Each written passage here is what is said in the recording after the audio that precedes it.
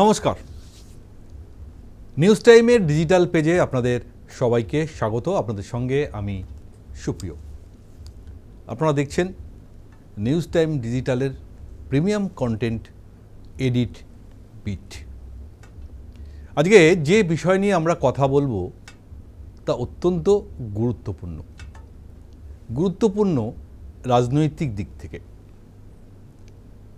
গত 4 মে এ রাজ্যে পরিবর্তন হওয়ার পর আমরা দেখতে পাচ্ছি যে তৃণমূল দলের বর্তমান পরিস্থিতি এখন কি। পরিষদীয় দল ভেঙে ঋতব্রতপন্থী তৃণমূলরা নিজেদের আলাদা ব্লক তৈরি করে নিয়েছে।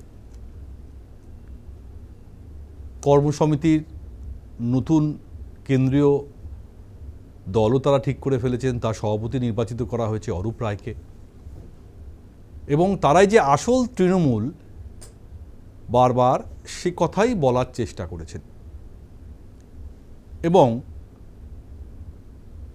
গতকাল অর্থাৎ বৃহস্পতিবার দিল্লির নির্বাচন কমিশনের ফুল বেঞ্চে এই ঋতব্রতপন্থী তৃণমূলরা সাক্ষাৎ করে ফুল বেঞ্চের সঙ্গে এটাই বলতে চেয়েছেন যে আমরাই আসল তৃণমূল। আমাদের কেন্দ্রীয় কর্মসমিতি গঠন হয়েছে এবং দলের প্রতীক, দলের তহবিল সেটাও আমাদের কাছেই থাকা উচিত। সময় যত গড়িয়েছে এই কালীঘাটপন্থী তৃণমূলের অবস্থা কিন্তু আরও সঙ্গীন হয়েছে। এক, মমতা বন্দ্যোপাধ্যায়, অভিষেক বন্দ্যোপাধ্যায়ের কাছের সমস্ত নেতা, বিধায়ক, সাংসদরা যেমন দূরে সরেছেন, পাশাপাশি এই দলও একেবারে ভেঙে খান হয়ে গেছে। কিন্তু মমতা বন্দ্যোপাধ্যায় যে কথা বলতেন যে তিনি নাকি তুফান, আর তাকে কেউ আটকানোর চেষ্টা করলে তিনি টর্নেডো হয়ে যেতেন। কিন্তু সেই টর্নেডো এখন আর কোনো রকমভাবেই প্রভাব ফেলতে পারছে না। উল্টে দলের মধ্যে যে কালবৈশাখী তৈরি হয়েছিল সেটা এখন রীতিমতন সাইক্লোনে পরিণত করেছেন ঋতব্রতপন্থী তৃণমূলরা। কারণটা আজ খুব পরিষ্কার। বাইপাসে মেট্রোপলিটনে তৃণমূলের যে অস্থায়ী অফিস ছিল তার দখল আজ প্রায় পুরোপুরি নিয়ে ফেললেন ঋতব্রতপন্থী তৃণমূলরা। আজ সন্ধে হঠাৎ করেই ঋতব্রত, সন্দীপন, ফিরহাদ হাকিম, জাভেদ খান, আকরুজ্জামান সহ বেশ কিছু বিধায়করা মেট্রোপলিটনের অফিসে গিয়ে তার দখল নিয়ে নিলেন। আর যখন সেই অফিসে ঢুকছেন, সেই অফিসে বসেছিলেন কালীঘাটপন্থী তৃণমূলের রাজ্য সভাপতি চন্দ্রিমা ভট্টাচার্য। কিন্তু যখনই ঋতব্রতপন্থীরা এই অফিসে ঢুকলেন, চন্দ্রিমা ভট্টাচার্য কিন্তু সেখান থেকে চলে যান। তেমন তিনিও বুঝতে পেরেছেন আমও গাছে ছালাও গাছে, এবার বোধহয় অফিসটাও চলে যাবে। অর্থাৎ এই যে তৃণমূলের বর্তমান পরিস্থিতি, যে তাদের প্রতীক কী হবে কেউ জানে না, তহবিল কে পাবে কেউ জানে না, এবার তো অফিসটাও অর্থাৎ দলীয় অফিসটাও দখল হয়ে গেল। কিন্তু এই দখল নিয়ে তৃণমূলের অন্দরে অনেক প্রশ্নটা কি, যে কারা আসল তৃণমূল? মমতা বন্দ্যোপাধ্যায়, অভিষেক বন্দ্যোপাধ্যায় তৃণমূল, না এই মুহূর্তে ঋতব্রতপন্থী যারা বিদ্রোহী ব্লকে নাম লিখিয়ে পরিষদীয় দল নিজেদের কন্ট্রোলে নিয়ে নিজেদের তৈরি করা বিরোধী দলনেতা নির্বাচন করে এবং নির্বাচন কমিশনের ফুল বেঞ্চে গিয়ে দাবি জানিয়ে তারা এটাই প্রমাণ করতে চাইছেন যে নো মমতা, নো অভিষেক, আমরাই আসল তৃণমূল। কিন্তু যেভাবে আজ গোটা অফিসের দখল নেওয়া হলো তা কিন্তু অত্যন্ত চমকপ্রদ। দখল নিয়ে অফিসের তালা লাগিয়ে যখন তারা বেরিয়ে যাচ্ছেন, সেই খবর পেয়ে বেলেঘাটার বিধায়ক কুণাল ঘোষ হাজির হলেন। কিন্তু ততক্ষণে সব শেষ, পার্টি অফিস দখল হয়ে গেছে, তালা মেরে দেওয়া হয়েছে। পরবর্তীকালে মদন মিত্র এলেন, কিন্তু কিছু করার ছিল না। দেখলেন, প্রশ্ন তুললেন, কিন্তু দিনের শেষে তাদেরকেও চলে যেতে হলো, কারণ তারা আর ঢুকতেই পারলেন না। অবশ্যই তারা আইনি প্রক্রিয়ায় লড়াই করবেন, থানায় গিয়ে নালিশ জানাবেন, কিন্তু তাতেও কিছু লাভ হবে বলে মনে হচ্ছে না। কিন্তু কেন দখল নিলেন সেই প্রশ্নটাও উঠছে। তাই সন্দীপন সাহা কি বক্তব্য একবার ছোট্ট করে আমরা শুনি, আর ঋতব্রত বন্দ্যোপাধ্যায় বা কী বলছেন একটু শুনে নি। আগে শুনবো আমরা সন্দীপন সাহা কী বলছেন। এটা তৃণমূল কংগ্রেসের পার্টি অফিস। আমরা বিধানসভায় প্রিন্সিপাল অপোজিশন হিসেবে স্বীকৃতি পেয়েছি। দলের বিধায়ক, দলের এক্স কাউন্সিলর, দলের বিভিন্ন পদাধিকারীকে নিয়ে আমরা 22 তারিখ মিটিং করেছি। সেখানে আমাদের নতুন ন্যাশনাল ওয়ার্কিং কমিটিও গঠন হয়ে গেছে, যার চেয়ারপারসন অরূপ রায়। কিন্তু মেট্রোপলিটনের এই তৃণমূলের অফিস নিয়েও কিন্তু অনেক বিতর্ক রয়েছে। আপনারা নিশ্চয়ই মনে রাখতে পারেন বা মনে রেখেছেন যে এই দলীয় অফিসে কয়েকদিন আগে তালা ঝুলিয়ে দিয়েছিল বা বন্ধ করে দিয়েছিল যাদের অ্যাকচুয়াল অনার অর্থাৎ মডার্ন ডেকোরেটরস মন্টু সাহা। তারা এই অফিসটা তৃণমূলের কার্যালয় হিসাবে কাজ করার জন্য দিয়েছিলেন, কিন্তু ভাড়া মেটানো হয়নি এবং অনেক দিন ধরেই তাদের মধ্যে একটা দ্বন্দ্ব চলছিল। কিন্তু এই রাজ্যে পরিবর্তন হতেই তারা বলেছিল আমরা আর এই অফিসে থাকতে দেবো না, আপনারা নিজেদের অফিসে চলে যান, যে অফিসটা এখনও তৈরি হচ্ছে। কিন্তু সেই অফিসের কি হাল আপনারাও নিশ্চয়ই জানেন। কাজ তো হচ্ছে, যেটা জাভেদ খান সেই অফিসের জন্য তাদের জমি দিয়েছিলেন, বিল্ডিংটা দিয়েছিলেন, এখন তার কাজ চলছে, কিন্তু সেই কাজটাও আদৌ হবে কি? কারণ ফিরহাদ হাকিম মহাশয়ের আপ্তসহায়ক কালীচরণ ব্যানার্জিকে গ্রেপ্তার করার পর সেই প্রশ্নটাও দানা বাঁচে যে সেই টাকা কোথা থেকে এসছেন। কারণ মুখ্যমন্ত্রী স্বয়ং শুভেন্দু অধিকারী বলছেন যে কালী তো বিভিন্ন 2 নম্বরই টাকা তুলে নিয়ে ওই তৃণমূলের পার্টি অফিসে কাজে লাগাতো, ফলে ওটাও কিন্তু এখন প্রশ্নের মুখে। শুধু তাই নয়, দলের তহবিল সেটাও তো ফ্রিজ হয়ে রয়েছে, অর্থাৎ অ্যাকাউন্টগুলো ফ্রিজ হয়ে রয়েছে। সেই টাকা কারা পাবেন? গতকাল কোর্টও বলেছেন এই অ্যাকাউন্টে কোন কোন টাকা কারা দিয়েছে, কীভাবে দিয়েছে তার হিসেব দিতে হবে হলফনামা দিয়ে ব্যাংক কর্তৃপক্ষকে। ফলে সেই টাকা নিয়েও কিন্তু প্রশ্ন থাকছে। কিন্তু এখন কোথাও বলে না, জোর যার মুলুক তার। ঋতব্রতপন্থী তৃণমূলরা এখন সে পথেই হাঁটছেন। 2/3 সংখ্যাগরিষ্ঠতা নিয়ে পরিষদীয় দল গঠন করা, নিজেদের মতন কেন্দ্রীয় কর্মসমিতি গঠন করা যেখানে মমতা অভিষেক কেউ নেই, নির্বাচন কমিশনে গিয়ে নিজেরা আসল তৃণমূল বলে দাবি করা, সপক্ষে প্রমাণ দেওয়া।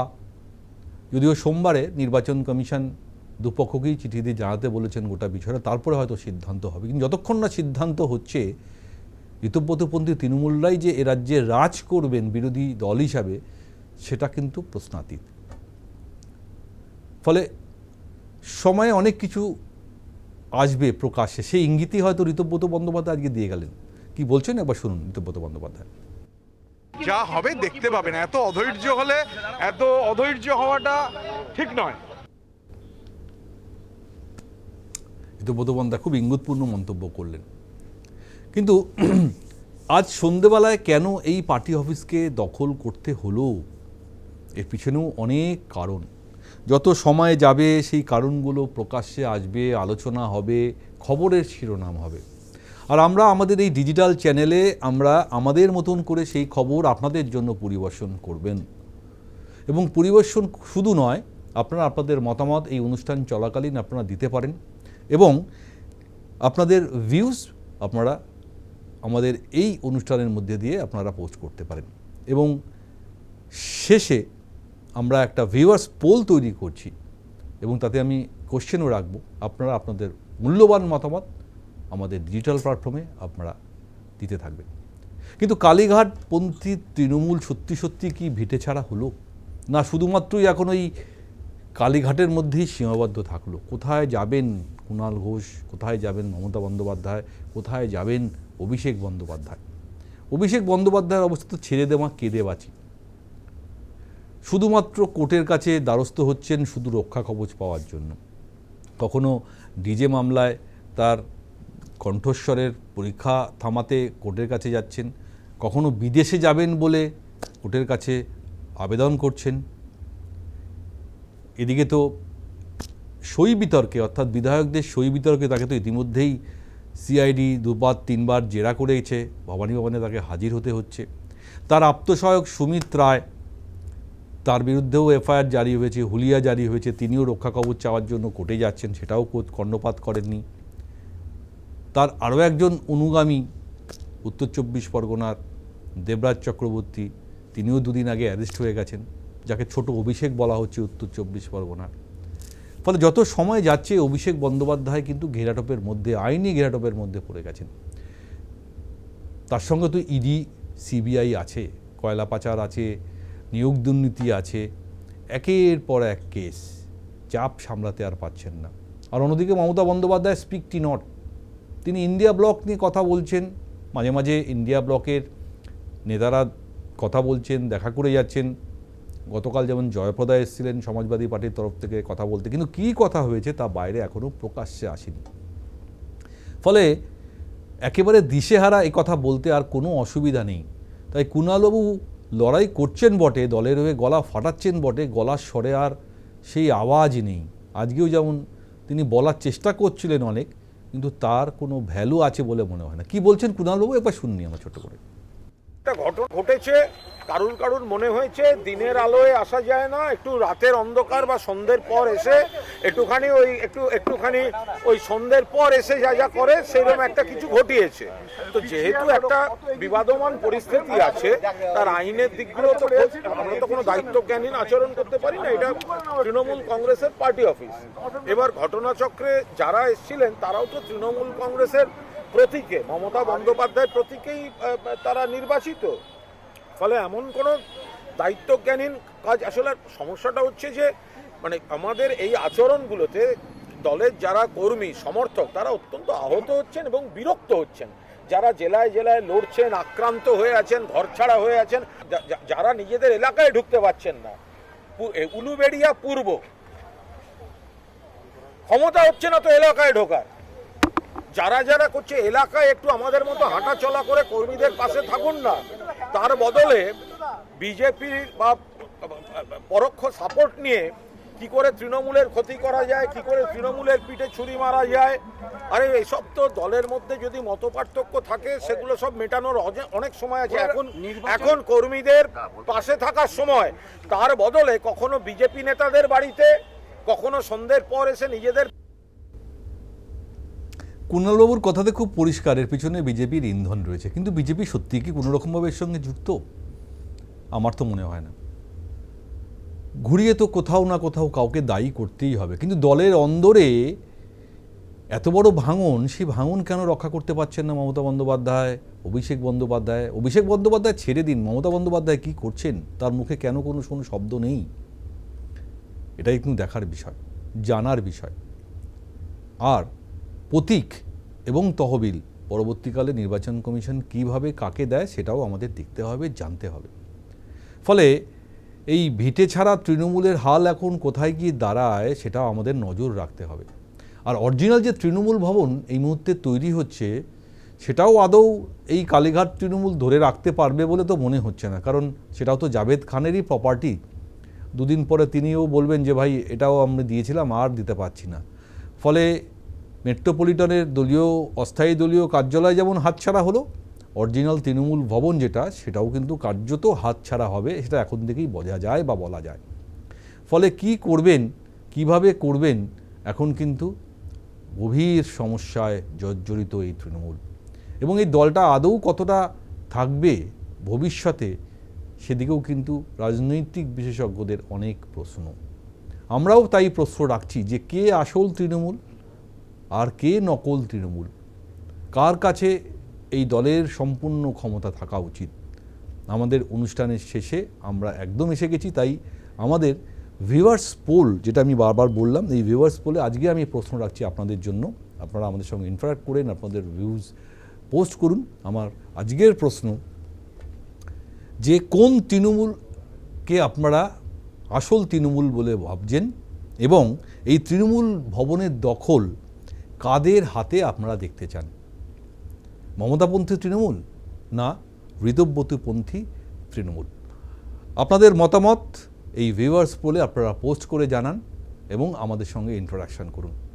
আজকে আমাদের এই প্রথম এপিসোড আপনাদের নিউজ টাইম ডিজিটালে আমি পরিবেশন করলাম, এবং এরপরে প্রত্যেক দিনই বিভিন্ন টপিক নিয়ে নিউজ টাইমের ডিজিটালের প্রিমিয়াম কন্টেন্ট এডিট বিটে আমি আসবো রাত্রির ঠিক 10:30টায়। তাই নজর রাখুন নিউজ টাইমের ডিজিটালের পেজে এবং দেখতে থাকুন নিউজ টাইমের সমস্ত আপডেটেড খবর। নমস্কার।